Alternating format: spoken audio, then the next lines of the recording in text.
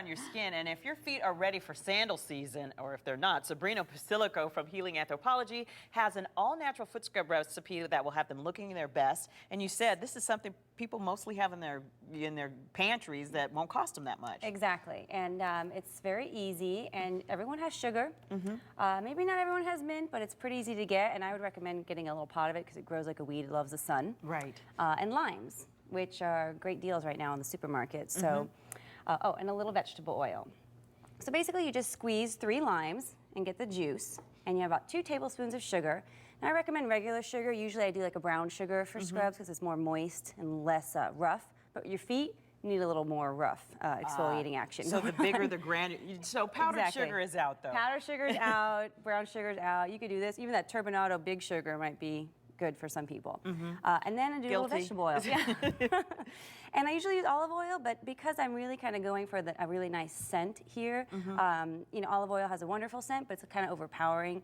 So with the lime and the sugar, it's kind of nice to just do a vegetable oil. Yeah, if you put olive oil in there, somebody might try to eat it. Not that you couldn't eat anything, because this is all natural stuff. Exactly, exactly. You could eat it. And like you said before, with your leftover ingredients that you don't use for your scrub, you can... We'll give them to Linda. We'll have her mix something up at the end of the show.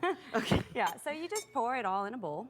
Pretty easy. And you said before that you can strain that too. Yeah, you can, but mostly I recommend that like straining if you're using for a mist, so it doesn't get in the sprayer. But for the scrub, it's kind of nice to have that. And it adds a lot of nice vitamin C. You just mix it up. And that's just how much oil was about that a tablespoon of oil. Tablespoon, okay. And then the mint. Mint is wonderful. It helps circulation, which our poor, tired feet definitely need. Oh, yes. And if you need a little more exfoliant, you just can add more sugar and mix it up. And you want to work it into your feet, ankles, up your calves if you're feeling luxurious. Right. That's what people, when they get a pedicure, they do your whole leg. They scrub your feet and your calves. Exactly. It feels so nice. And again, it's so inexpensive that, you know, you might as well. And at least a few minutes on each foot, ankle, calf. And then you just rinse it off. And you really want to finish with a nice, rich cream to kind of lock in all that moisture.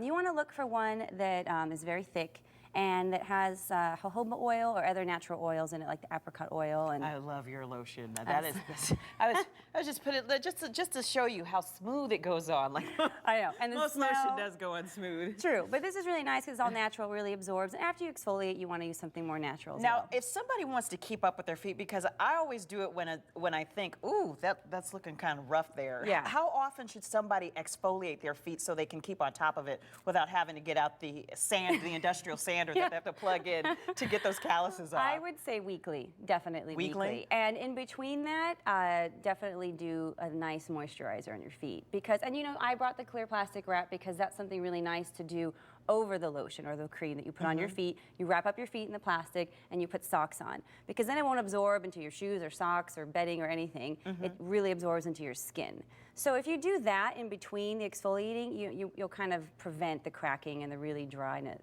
that comes right now in this time of year. Plus, they always say, you know, sleep overnight. And I'm thinking, I can't sleep overnight with this plastic. I tried it one time and it didn't work. So how long should somebody keep that plastic on their feet if they're going to do that? Well, I would say at least a half an hour. You know, put on a show or do something around your house. I mean, the longer the better. But with our weather as dry as it is right now, your skin will really absorb it quickly. So you won't need to do it, you know, all overnight. I mean, it can't hurt, but really about a half an hour at least. Now, you have mint. If somebody's like not particular to mint, can they use basil or some other kind of? Yeah, basil's really nice as well. The mint is nice, like I said, because it's kind of aromatherapeutic and it has a lot of good properties to help with circulation, which helps with skin renewal and all that good stuff as well. But you can use even a little essential oil of citrus or peppermint or basil, anything, geranium. So it's kind of your preference. Geranium? Well, that's a new one. I haven't heard of that. You'll have to come back and show us something with geranium in it. I will. Make sure you bring more of the apricot cream. I love that. I love that. It's a good one, isn't it? Well, thank you very much for showing us you're that, welcome. because a lot of us guilty get chewed out when they get pedicures saying, next time, scrub before you come. For more information about Healing Anthropology, just go to our website at azfamily.com/yourlife or call our hotline. Now, Lisa, you're with Chuck, and things smell good over here.